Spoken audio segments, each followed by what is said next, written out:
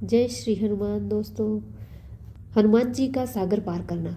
बड़े बड़े गजराजों से भरे हुए महेंद्र पर्वत समतल प्रदेश में खड़े हुए हनुमान जी वहां जलाशय में स्थिर हुए। विशालकाय हाथी के समान जान पड़ते थे। सूर्य, इंद्र, पवन, ब्रह्मा आदि देवों को प्रणाम कर हनुमान जी ने समुद्र लगन का दृढ़ निश्चय कर लिया और अपने शरीर को असीमित रूप से बढ़ा लिया।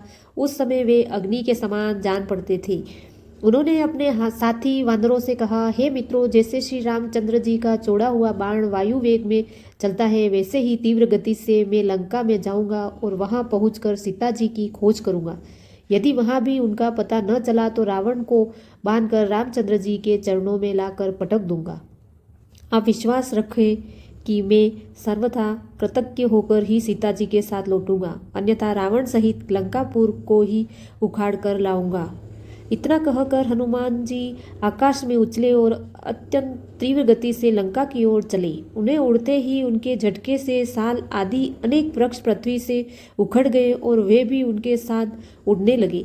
फिर थोड़ी दूर तक उड़ने के पश्चात वे वृक्ष एक एक करके समुद्र में गिरने लगे। वृक्षों से पृथक होकर सागर में गिरने वाले नाना प्रकार के पुष्प ऐसे प्रतीत हो रहे थे मानो शरद ऋतु में नक्षत्र जल की लहरों के साथ अटखेलिया कर रहे हो। तीव्र गति से उड़ते हुए महाकपि पवन सुत ऐसे प्रतीत हो रहे थे जैसे कि वे महासागर एवं अनंत आकाश में आचमन करते हुए उड़े जा रहे हैं। तेज से जाज्वल्यमान उनके नेत्र हिमालय पर्वत पर लगे हुए दो दानवों का ब्रह्म उत्पन्न करते थे। कुछ दर्शकों को ऐसा लग रहा था कि आकाश में तेजस्वी सूर्य और चंद्र दोनों एक साथ जल निधि को प्रकाशित कर रहे हो। उनका लाल कटी प्रदेश पर्वत के वक्ष स्थल पर किसी गेरू के खान का भ्रम पैदा कर रहा था। हनुमान जी के बगल से जो तेज आंधी भारी स्वर करती हुई निकली थी वह घनघोर वर्षाकाल की मेघों की गर्जना सी प्रतीत होती थी। आकाश में उड़ते हुए उनके विशाल शरीर का प्रतिबिंब समुद्र पर पड़ता था तो वह उसी लहरों के साथ मिलकर ऐसा भ्रम उत्पन्न करता था जैसे सागर के वृक्ष पर कोई नौका तैरती चली जा रही हो। इस प्रकार हनुमान जी निरंतर आकाश मार्ग से लंका की ओर बढ़े जा रहे थे। हनुमान जी के अद्भुत बल और पराक्रम की परीक्षा करने के लिए देवता, गंधर्व, सिद्ध और महर्षियों ने नागमाता सुरसा के पास जाकर कहा, हे नागमाता, तुम जाकर वायुपुत्र हनुमान की यात्रा में विघ्न डालकर उनकी परीक्षा लो कि वे लंका में जाकर रामचंद्र का कार्य सफलतापूर्वक कर पाएंगे या नहीं। ऋषियों ने मर्म के समझकर सुरसा विशालकाय राक्षसनीय का रूप धारण कर वे समुद्र के मध्य में जाकर खड़ी हो गई और उसने अपने रूप में अत्यंत विकृत बना लिया। हनुमान जी को अपने सम्मुख पाकर वह बोली, आज मैं तुम्हें अपना आहार बनाकर अपनी क्षुधा को शांत करूंगी। मैं चाहती हूँ तुम स्वयं मेरे मुख में प्रवेश करो ताकि मुझे प्रयत्न न करना पड़े। सुरसा के शब्दों को सुनकर हनुमान जी बोले, तुम्हारी इच्छा पूरी करने में मुझे कोई आपत्ति नहीं है, किंतु इस समय मैं अयोध्या के राजकुमार रामचंद्र जी के कार्य में जा रहा हूँ। उनकी पत्नी को रावण चुरा कर लंका में ले गया है। मैं उनकी खोज करने के लिए जा रहा हूँ। तुम भी राम के राज्य में रहती हो, इसलिए इस कार्य में मेरी सहायता करना तुम्हारा कर्तव्य है। लंका में से जब अपना कार्य सिद्ध कर के लौटूंगा तब अवश्य तुम्हारे मुख में प्रवेश करूंगा, यह मैं तुम्हें वचन देता हूँ। हनुमान जी की प्रतिज्ञा पर ध्यान न देते हुए सुरसा बोली, जब तक तुम मेरे मुख में प्रवेश न करोगे मैं तुम्हारे मार्ग से नहीं हटूंगी। यह सुनकर हनुमान बोले, अच्छा, तुम अपने मुख को अधिक से अधिक खोलकर मुझे निगल लो, मैं तुम्हारे मुख में प्रवेश करने को तैयार हूँ। यह कहकर महाबली हनुमान ने योग शक्ति से अपने शरीर का आकार बढ़ाकर 40 कोस कर दिया। सुरमा भी अपूर्व शक्तियों से संपन्न थी। उसने तत्काल अपना मुख 80 कोस तक फैला लिया। हनुमान जी ने अपना शरीर एक अंगूठे के समान छोटा कर लिया और तत्काल उनके मुंह में घुसकर बाहर निकल आए। फिर बोले, अच्छा सुरमा, तुम्हारी इच्छा पूरी हुई, अब मैं जाता हूँ, प्रणाम। इतना कहकर हनुमान जी आकाश में उड़ गए। पवन सुत थोड़ी ही दूर गए थे कि हिका नामक राक्षसनी ने उन पर दृष्टि पड़ी। वह हनुमान को खाने के लिए लालयित हो उठी। वह छाया ग्रहण विद्या के पारंगत थी। जिस किसी प्राणी की छाया पकड़ लेती थी बंधन में बंधा चला आता था। जब उसने हनुमान जी की छाया को पकड़ लिया तो हनुमान जी की गति अवरुद्ध हो गई। उन्होंने आश्चर्य से सिहिका की ओर देखा। वे समझ गए सुग्रीव ने जिस अद्भुत छायाग्राही प्राणी की बात कही थी संभवतः यह वही है। यह सोचकर उन्होंने योग बल से अपने शरीर का विस्तार मेघ के समान अत्यंत विशाल कर लिया। सिहिका ने भी अपना मुख तत्काल आकाश से पाताल तक फैला लिया और गरजती हुई उनकी ओर दौड़ी। यह देखकर हनुमान जी अत्यंत लघु रूप धारण करके उनके मुख से जा गिरे और अपने तीक्ष्ण नाखूनों से उसे मर्म स्थलों को फाड़ डाला। इसके पश्चात बड़ी फुर्ती से बाहर निकलकर आकाश की ओर उड़ चले। राक्षस ने शतविषित होकर समुद्र में गिर पड़ी और मर गई। हनुमान जी का लंका में प्रवेश। 400 योजन अलग्नीय समुद्र को बांधकर महाबली हनुमान जी त्रिकुट नामक पर्वत के शिखर पर स्वस्थ भाव से खड़े होकर कपिश्रेष्ठ ने वहां सरल चीड़, कनेर, खिले हुए खजूर, प्रियाल, चिरोची, चुमुलिंद, जम्बीरी, नींबू, कुटत, केत, केवड़े, कदम, अशोक, चितवन, असर, कोविदार तथा खिले हुए करवीर भी देखे। फूलों के भार से लदे हुए या मुकुलित अंध खिले बहुत से वृक्ष भी उन्हें दृष्टिगोचर हुए, जिनकी डालियां झूम रही थी और जिन पर नाना प्रकार के पक्षी कलस्वर कर रहे थे। हनुमान जी धीरे धीरे अद्भुत शोभा में संपन्न रावण पालित लंकापुरी के पास पहुंचे। उन्होंने देखा लंका के चारों ओर कमलों में सुशोभित जलपूरित खाई खुदी हुई है।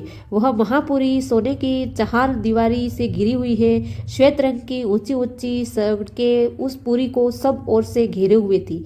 सैकड़ों गगनचुंबी अट्टालिकाएं ध्वजा पटाखा फौलाती हुई नगरी की शोभा बढ़ रही थी।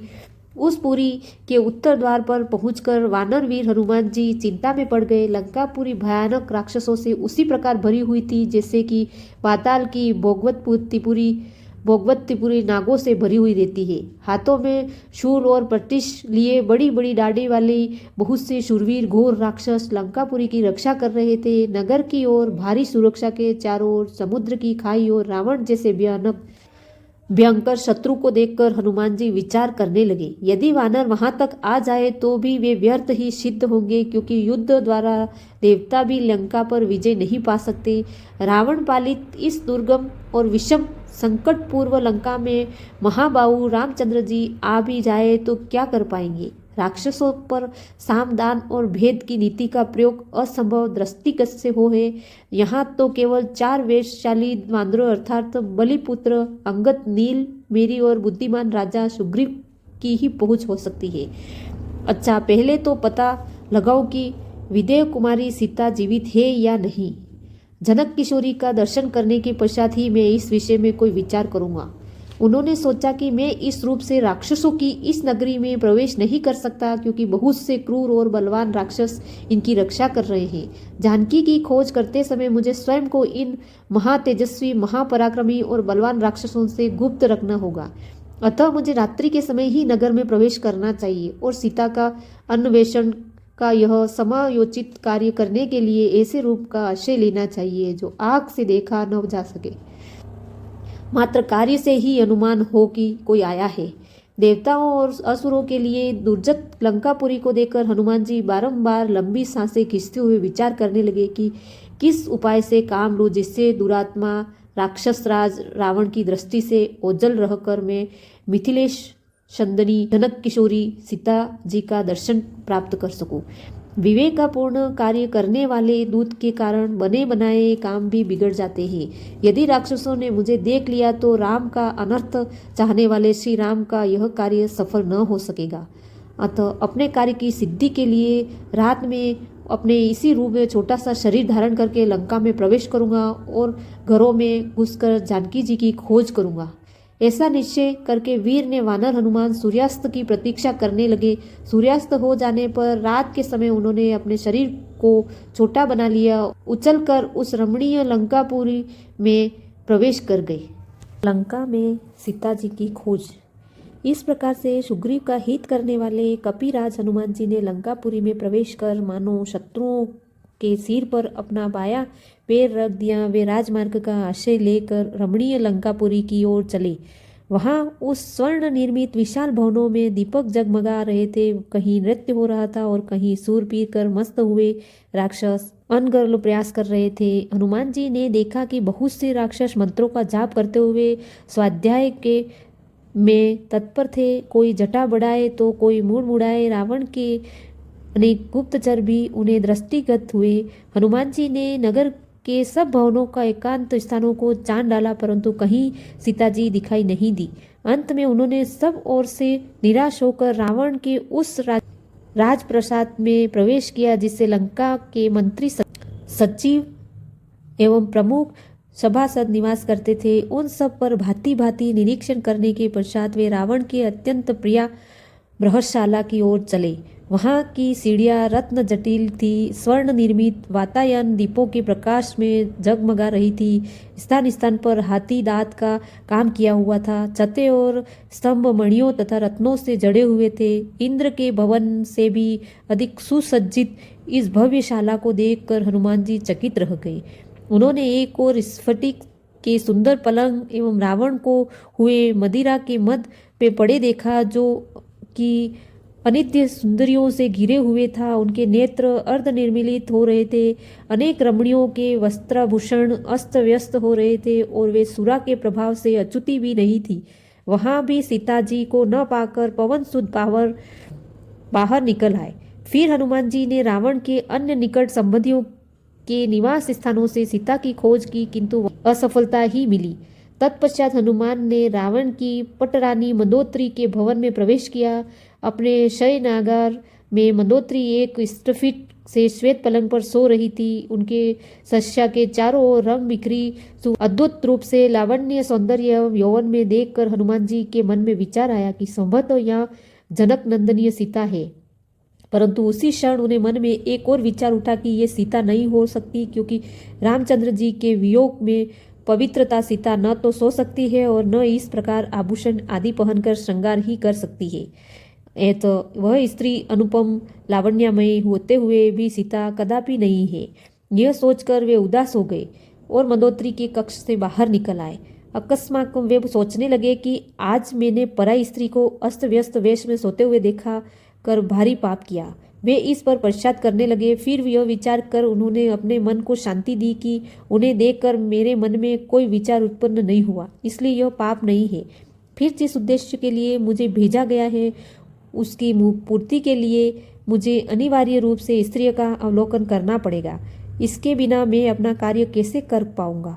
फिर वे सोचने लगे, मुझे सीता जी कहीं नहीं मिली। रावण ने उन्हें मार तो नहीं डाला?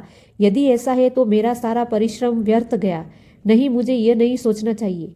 जब तक मैं लंका में हूँ निराश नहीं होना चाहिए। यह सोचकर अब उन्होंने ऐसे ऐसे स्थानों की खोज आरंभ की जहाँ तनिक भी असावधानी उन्हें यमलोक तक पहुँचा सकती थी।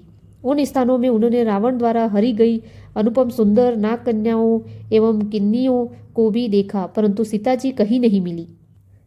सब ओर से निराश होकर उन्हें अपना मैं बिना सीता जी का समाचार लिए लौटकर किसी और को मुख नहीं दिखा सकता, इसलिए यही रहकर उनकी खोज करता रहूंगा, अन्यथा अपने प्राण दे दूंगा। यह सोचकर भी उन्होंने सीता जी को खोजने का कार्य बंद नहीं किया। हनुमान जी अशोक वाटिका में। हनुमान जी सीता जी की खोज अपने निश्चय कर अडित हो गए। उन्होंने प्रण कर लिया था कि जब तक मैं यशवनी श्री राम पत्नी सीता जी का दर्शन न कर लूँ तब तक इस लंकापुरी से बारंबार उनकी खोज करता ही रहूँगा। इधर यह अशोक वाटिका दृष्टिगत हो रही है, जिससे भीतर उनके विशाल वृक्ष। इस वाटिका में मैंने अभी तक अनुसंधान नहीं किया, अतः अब इसी में चलकर जनक कुमारी वैदेही को ढूंढना चाहिए। वह अशोक वाटिका चारों ओर से ऊंचे परकोटों से घिरी हुई थी, अतः वाटिका के भीतर जाने उद्देश्य से हनुमान जी उनकी चहार दीवारी पर चढ़ गए। चहार दीवारी पर बैठे हुए उन्हें देखा कि वहाँ साल, अशोक, नींब और चंपा के वृक्ष भली भांति खिले हुए थे। बहुवार नाग केसर और बंदर के मुंह की भांति लाल फल देने वाले आम भी पुष्प मंजरियों से सुशोभित हो रहे थे। अमराइयों से युक्त वे सभी वृक्ष सत सत लताओं से आवेशिष्ट हो रहे थे। हनुमान जी प्रत्यक्षता से छूटे हुए बाण के समान उछले और उन वृक्ष की वाटिका में जहाँ पहुँचे। वह विचित्र वाटिका स्वर्ण और रजत के समान वर्ण वालों वृक्षों द्वारा सब ओर से घिरी हुई थी। और नाना प्रकार के पक्षियों के कलरवमान हो रही थी। भांति भांति के विहंगों और मृहक समूहों की उसे विचित्र शोभा हो रही थी। वह विचित्र काननों से अलकृत थी और नवोदित सूर्य के समान अरुण रंग दिखाई देती थी। फूलों के समान लदे हुए नाना प्रकार के वृक्षों से व्याप्त हुई उस अशोक वाटिका का मत वालों कोकिल और भ्रमर सेवन करते हुए ये मृग और द्विज पक्षी मद हो उठते थे। मद वालों मोरों का अल्पनाक वहाँ निरंतर गूंजता रहता था। वाटिका में जहाँ तहाँ विचित्र आकारों वाली बावड़ियाँ थी जो उत्तम जल और मणिमय सोपानों से युक्त थी। जल के नीचे भी फर्श स्फटिक मणि की बनी हुई थी और बावड़ियों के तटों पर तरह तरह के विचित्र स्वर्णमय वृक्ष शोभा दे रहे थे। उनमें खिले हुए कमरों में वन चक्रवानों से जोड़े पपिया हंस सारस वहाँ भी शोभा बढ़ा रहे थे। उस अशोक वाटिका में विश्वकर्मा के बनाए हुए बड़े बड़े महल और कृतज्ञ कानन सब ओर से भरी शोभा बढ़ा रहे थे। महाकपि हनुमान ने स्वर्ण रूपीमय शिष्पा अशोक वृक्ष देखा जो बहुत से ललाटवियानों से अगणित पत्तों से व्याप्त था तथा सब ओर से सुपर्णीय वेदिकाओं से घिरा था। महान वेगशाली हनुमान जी उस अशोक वृक्ष पर यह सोचकर चढ़ गए कि मैं यहीं से रामचंद्र जी के दर्शन के लिए उत्सुक हुई। विदेह नंदनी सीता को देखूंगा जो दुख से आतुर हो इच्छा अनुसार इधर उधर आती होगी। यह प्रातःकाल की संध्या उपासना का समय है और संध्याकालीन उपासना के लिए विदेही अवश्य ही यहाँ पर पधारेगी। ऐसा सोचने पर महात्मा हनुमान जी नरेंद्र पत्नी सीता जी के शुभागमन की प्रतीक के तत्पर होकर अशोक वृक्ष पर चिपे रहकर उन्हें संपूर्ण वन पर दृष्टिपात करते रहे। उस अशोक वाटिका में वानर शिरोमणि हनुमान ने थोड़ी ही दूर पर एक गोलाकार ऊंचा 1000 खंभों वाला गोलाकार प्रासाद देखा जैसे कैलाश पर्वत पर समान 6 वर्ण का था। उसमें मूंगे की सीढ़ियाँ बनी थी तथा तपाए हुए सोने की वेदियों बनाई गई थी। उनकी दृष्टि वहाँ एक सुंदर स्त्री पर पड़ी जो मलिन वस्त्र धारण किए राक्षसियों से घिरी हुई बैठी थी। अलंकार्य शून्य होने के कारण वह कमलों में रहित पुष्प करणीय के समान श्रीहीन दिखाई देती थी। वह शोक से पीड़ित दुख से संतप्त और सर्वदा क्षीणकाय हो रही थी। उपवास में दुर्बल हुई उस दुखिया नारी के मुंह पर आंसुओं की धारा बह रही थी। वह शोक से चिंतामग्न हो दीन दया में पड़ी हुई थी। निरंतर दुख में ही डूबी रहती थी। काली नागिन के समान कांटे से नीचे तक लटकी हुई एकमात्र काली श्रेणी द्वारा उपलिप्त होने वाली वह नारी बादलों के हट जाने पर नीली वर्ण श्रेणी से घिरी हुई पृथ्वी के समान प्रतीत थी। हनुमान जी के अनुसार किया कि हो न हो यही सीता जी है। इन्हीं के वियोग से दशरथ नंदन राम व्याकुल हो रहे हैं। यह तपस्विनी उनकी ही हृदय के अशून्य रूप से निवास करती है। इन्हीं सीता को पुनः प्राप्त करने के लिए रामचंद्र जी ने वाली का वध कर सुग्रीव को उनका खोया हुआ राज्य दिलाया। उन्हें को खोज पाने के लिए विशाल सागर को पार कर ले लंका के भवतिकाओं की खाक चानी है। इस अद्भुत सुंदरी को प्राप्त करने के लिए रघुनाथ जी सागर पर्वतों सहित आदि संपूर्ण धरातल को ही भी उलट दे तो भी कम है। ऐसी पति परणाए साध्वी देवी के समूह तीनों लोगों का राज्य और 14 भुवन की संप्रदा भी तुच्छ है। आज यह महापवित्रता राक्षस राज रावण के पंजों फंसकर असहाय कृष्ण भोग रहा है।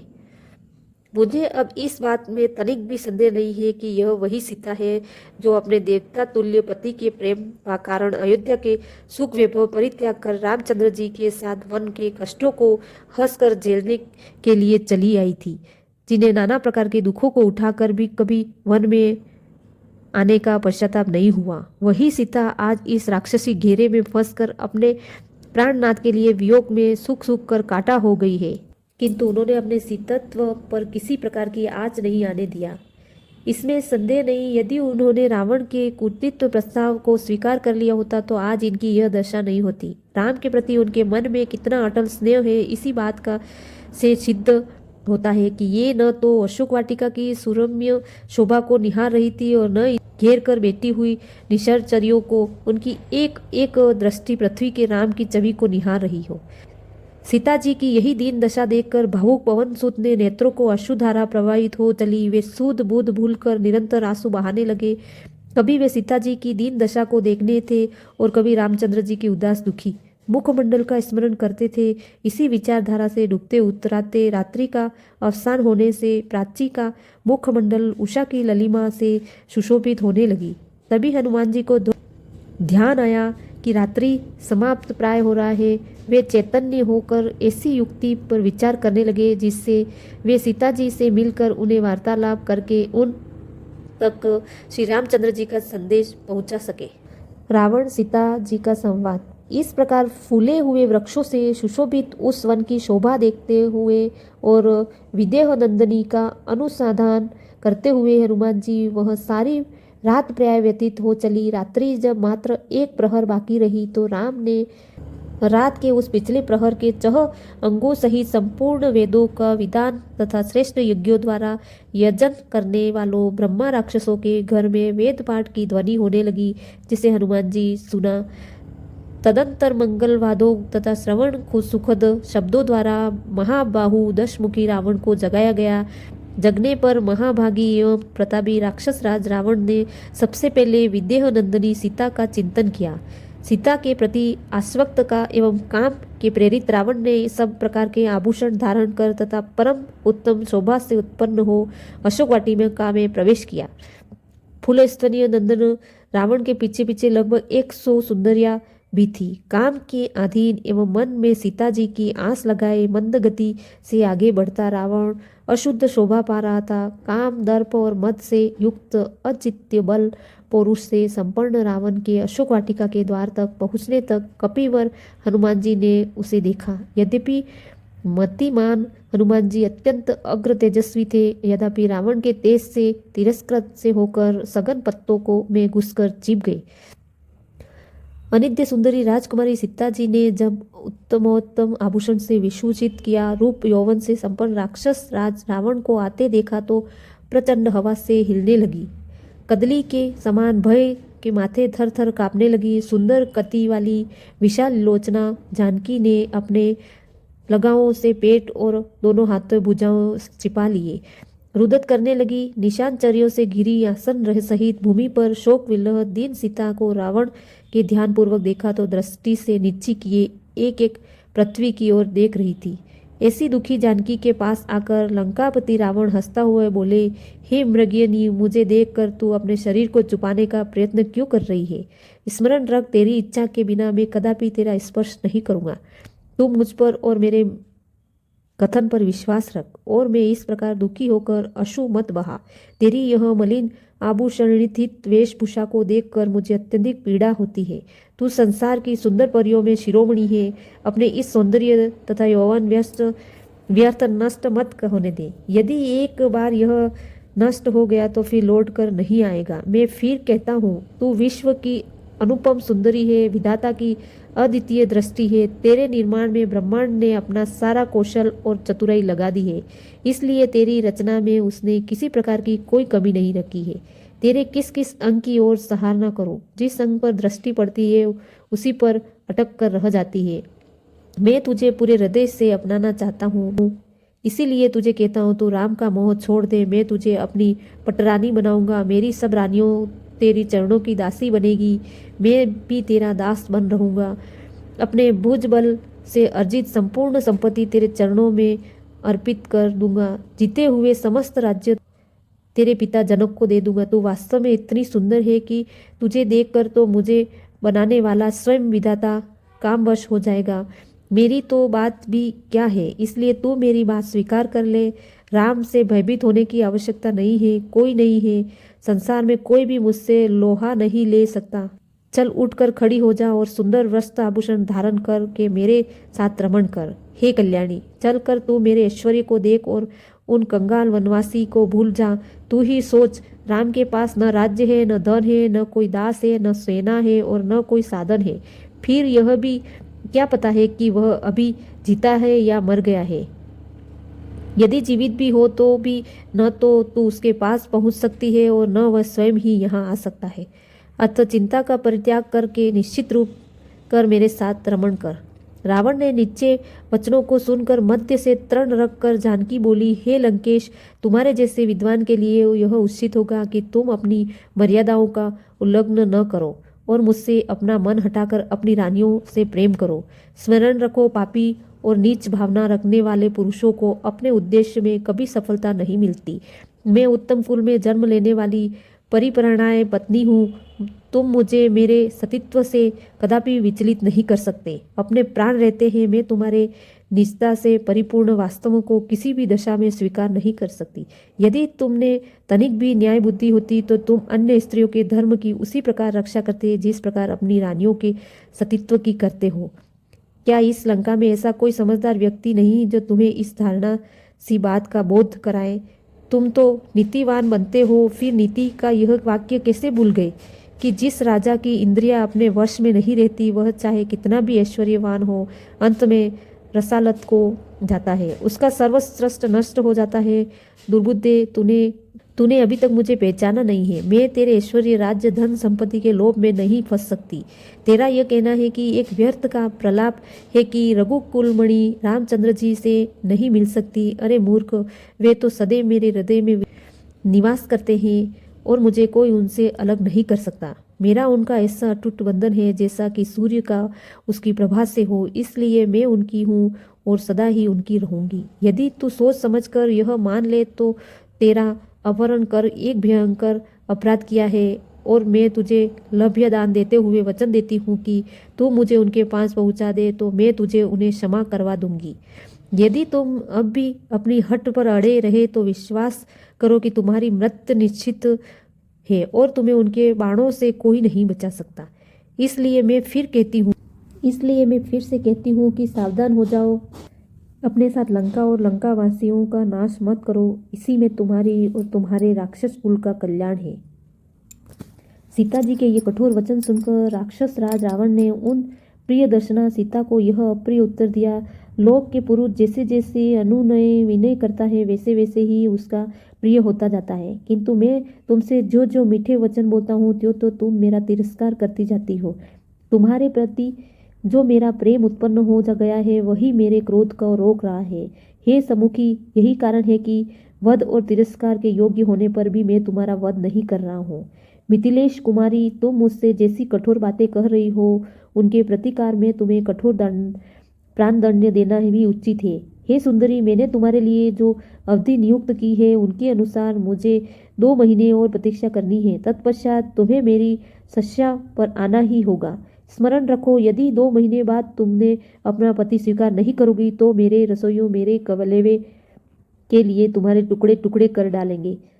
राक्षस राज रावण ने इस वचनों को सुनकर पतिव्रत्य और पति की शौर्य के अभिमान से परिपूर्ण सीता ने कहा, निश्चय ही इस नगर के तेरा भला चाहने वाला कोई भी ऐसा पुरुष नहीं है जो तुझे इस निंदित कर्म को रोक सके। नीच राक्षस, तूने अमित तेजस्वी श्री राम की भर्या से जो पाप की बात कही है उसे परिमाण स्वरूप दंड से तू जहाँ जाकर छुटकारा पाएगा। मैं धर्मात्मा की श्री राम की धर्मपत्नी और पुत्र वधू हूँ।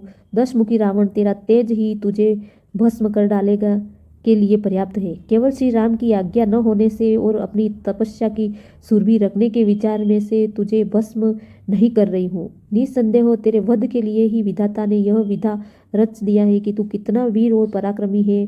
उसका पता तो तुझे उसी दिन चल गया था जब तेरे पास इतनी विशाल सेना बल और तेज होते हुए भी तू मुझे चोरों की भांति मेरे पति की अनुपस्थिति में चुरा लाया था। क्या इसकी तेरी कायरता का पता नहीं चलता? सीता के मुख ऐसे अप्रत्यक्षशील एवं अपमानजनक वचन सुनकर रावण का संपूर्ण शरीर क्रोध से थर थर कांपने लगा। उसके नेत्रों से अंगारे बरसाने लगे। वह दहाड़ता हुआ बोला, अन्यायी और निर्धन मनुष्य का अनुसरण करने वाली नारी जैसे सूर्य को अपने तेज से प्रातःकालीन संध्या के अंधकार को नष्ट कर देते हैं, उसी प्रकार मैं तेरा तत्काल विनाश के लिए देता हूँ। तत्पश्चात रावण ने एकाक्षी, एक आंख वाली, एक कर्णा, एक कान वाली, अश्वपति घोड़े के समान पैर वाली, सिंहमुखी, सिंह के समान मुख वाली आदि विकराला दिखाई देने वाली राक्षसियों से संबोधित करते हुए कहा, जिस प्रकार भी हो सीता को मेरे वश में होने के लिए विवश करो। यदि वह प्रेम से न माने तो मन चाहा दंड दो ताकि वह हाथ जोड़कर गिड़गिड़ाती हुई मुझे प्रार्थना करे, मुझे अपना पति स्वीकार करे। राक्षसियों ने इस प्रकार आज्ञा देकर काम में क्रोध से व्याकुल हुआ। राक्षस राज रावण सीता की ओर देखकर गर्जना करने लगा। रावण को अत्यंत क्रोधित देखकर मंदोदरी और धान्यमालिनी नाम की एक अन्य राक्षस कन्या शीघ्र रावण के पास आई और उन्हें अलिग्न कर बोली, हे प्राणनाथ, आप इस कुरूप सीता के लिए क्यों इतने व्याकुल होते हैं? भला इसके फीके, पतले, अधरे, अनाकर्षण कांति और छोटे भद्दे आकार में क्या आकर्षण है? आप चलकर मेरे साथ विहार कीजिए, इस अभागी को मरने दीजिए। इसके ऐसे भाग्य कहाँ जो आप जैसे अपूर्व, बलिष्ठ, अद्भुत, पराक्रमी, तीनों लोकों के विजेता के साथ रावणमुखी सुख प्राप्त कर सके। नाथ, जो स्त्री आपको नहीं चाहती, इसके पीछे उद्यम की भांति दौड़ने क्या लाभ है? इससे तो व्यर्थ ही मन में दुख होता है। जब उन राक्षसियों ने ऐसा कहा और दूसरी ओर हटा ले गई तो मेघ के समान काला और बलवान राक्षस रावण जोर जोर से हंसता हुआ अपने भव्य प्रसाद की ओर चल पड़ा। जानकी राक्षसी घेरे में। राक्षस राज रावण के चले जाने के बाद भयानक रूप वाली राक्षसियों ने सीता को घेर लिया। उन्हें अपने अनेक प्रकार से डराने धमकाने लगी। वे सीता जी की भर्त्सना करते हुए कहने लगी, हे मूर्ख अभागिनी, हे नीच नारी, तीनों लोगों के 14 भुवनों को अपने पराक्रम से पराजित करने वाले परम तेजस्वी राक्षस राज की शया प्रत्येक को नहीं मिलती। यह तो तुम्हारा परम सौभाग्य है कि स्वयं लंकापति तुम्हें अपनी अक्कसशालिनी बनाना चाहते हैं, ताकि तनिक विचार कर देखो, कहाँ अर्धार्ध ऐश्वर्य, स्वर्णपुरी, पुतुल संपत्ति, एक छत्र स्वामी, और कहाँ वह राज्य से निकला हुआ कंगाल भांति वन वन में भटकने वाला हतभाग्य साधारण सा मनुष्य। सोच समझकर निर्णय करो और महाप्रतापी लंकाधिपति रावण को पति के रूप में स्वीकार करो। भागिनी बनने की तुम्हारा कल्याण है, अन्यथा राम के वियोग में तड़प तड़प कर मरोगी या राक्षस राज के हाथों मारी जाओगी। तुम्हारा यह कोमल शरीर इस प्रकार नष्ट होने के लिए नहीं है। महाराज रावण के साथ विलास भवन में जाकर रमण करो। तुम्हें इतना विलास समय सुख देंगे जिनके तुम्हें उस कंगाल वनवासी के साथ रहने से कल्पना भी नहीं करोगी। राक्षसियों की ये बातें सुनकर कमल नयनी सीता ने अश्रुपूर्ण नेत्रों से उनकी ओर देखकर कहा, तुम सब का यह लोक विरुद्ध का पाप पुण्य प्रस्ताव मेरे हृदय में क्षण मात्र को भी ठहर नहीं पाया, एक भार्या नहीं हो सकती है। तुम सब लोग भले ही मुझे खा जाओ, किंतु मैं तुम्हारी बात नहीं मान सकती। मेरे पति दीन हो अथवा राज्यहीन, वे ही मेरे स्वामी हैं और मैं सदा उनकी ही अनुरुक्त हूँ तथा आगे भी रहूंगी। जैसे सुवर्चला सूर्य से महाभागा रचि, इंद्र से अनुरधि, महर्षि वशिष्ठ से रोहिणी, चंद्र से सुकन्या, चवन्य से सावित्री, सत्यवान में श्रीमती कपिल और दमयंती नल और अनुराग रखती है, वैसे ही मैं भी अपने पति इच्छा कुंवर शिरोमणि श्री राम में अनिरुक्त हूँ। सीता के वचन सुनकर राक्षसियों ने क्रोध की सीमा न रही।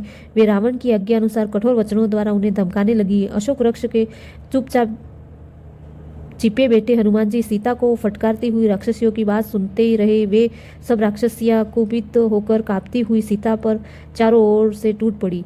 उनका क्रोध बहुत बढ़ा हुआ था। राक्षसियों के बारंबार धमकाने स्वर्ग सुंदरी कल्याणी सीता अपने आंसू पोंछती हुई उसी अशोक वृक्ष के नीचे चली आई जिस पर हनुमान जी छिपे बैठे थे। शोक सागर में डूबी हुई विशाल लोचना विदेही वहां चुपचाप बैठ गई और अत्यंत दीन पर दुर्बल हो गई थी तथा उनके वस्त्र मलिन हो चुके थे। विकराल राक्षसियां फिर उन्हें घेर कर तरह तरह के धमकाने लगी। विकराल रूप वाली राक्षसिया के द्वार इसी प्रकार से धमकाए जाने पर देव कन्या के समान सुंदरी सीता धैर्य छोड़कर रोने लगी। विलाप करते हुए कहने लगी, हे भगवान, अब यह विपत्ति नहीं सही जाती। प्रभु, मुझे इस विपत्ति से छुटकारा दिलाओ या मुझे इस पृथ्वी से उठा लो। बड़े लोगों ने सच कहा है कि समय से पहले मृत्यु भी नहीं आती। आज मेरी कैसी दयनीय दशा हो गई है। कहाँ अयोध्या वह राम प्रसाद जहाँ मैं अपने परिजनों पर पति के साथ अवलोकित सुख भोगती, और कहाँ यह दुर्दिन जब मैं पति में विमुक्त चल द्वारा हरी गई उन राक्षसों में फंदों में फंसकर निहीन हिरणी की भांति दुखी हो रही हूँ। आज अपने प्राणेश्वर के बिना मैं जल से निकाली गई मछली की भांति तड़प रही हूँ। इतनी भयंकर वेदना सहकर भी मेरे प्राण नहीं निकल रहे हैं। आश्चर्य यह है कि मर्मांतर पीड़ा सहकर भी मेरा हृदय टुकड़े टुकड़े नहीं हो गया। मुझे जैसी अभागिनी कौन होगी जो अपने प्राणधनिक प्रियतम से बिछुड़ कर भी अपने प्राणों को सजाए बैठी है। अभी न जाने कौन कौन से दुख मेरे भाग्य में लिखे हैं। न जाने वह दुष्ट रावण मेरी कैसी दुर्गति करेगा। चाहे वह कुछ भी हो, उस पर महापातकी को अपने बाएं पैर से भी स्पर्श न करूंगी। उसे इंगित कर आत्मसमर्पण कर तो दूर की बात है, यह मेरा दुर्भाग्य ही है कि किस परणा प्रतापी वीर की भार्या होकर भी दुष्ट रावण के हाथों सताई जा रही हूँ और वे अपनी रक्षा करने के लिए अभी तक यहाँ नहीं पहुँचे। मेरा तो भाग्य ही उल्टा चल रहा है।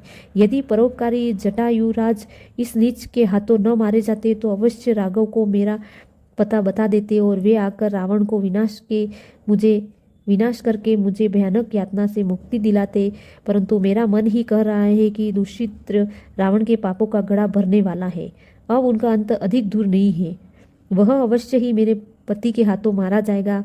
उनके तीक्ष्ण बाण लंका को लपट कर राक्षसों के अधिपत्य से मुक्त करके अवश्य मेरा उद्धार करेंगे। किंतु उनकी प्रतीक्षा करते करते मुझे इतने दिन हो गए हैं, वे अभी तक नहीं आए। कहीं ऐसा तो नहीं कि उन्होंने मुझे मरा हुआ समझ लिया हो और इसलिए अब वो मेरी खोज खबरी न ले रहे हो।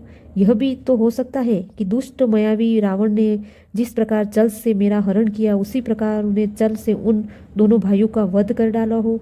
उस दुष्ट के लिए कोई भी नीच कार्य अकरणीय नहीं है।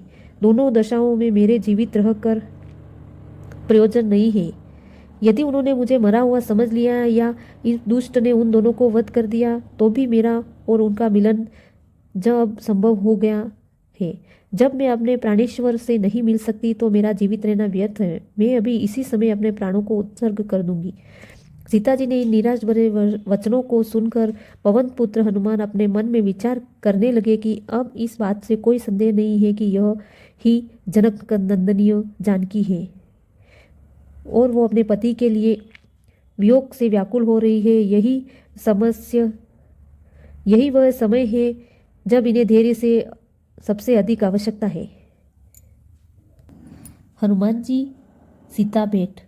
पराक्रमी हनुमान जी विचार करने लगे कि सीता का अनुसंधान करते करते मैंने गुप्त रूप से शत्रु शक्ति का पता लगा लिया है तथा राक्षस राज रावण के प्रभाव का भी निरीक्षण भी कर लिया है। जिस सीता जी को हजारों लाखों वानर समस्त दिशाओं में ढूंढ रहे हैं, आज उन्हें मैंने पा लिया है। ये शोक के कारण व्याकुल हो रही है, अतः इन्हें सांत्वना देना उचित है। परंतु राक्षसियों की उपस्थिति में इनके बात करना मेरे लिए ठीक नहीं होगा।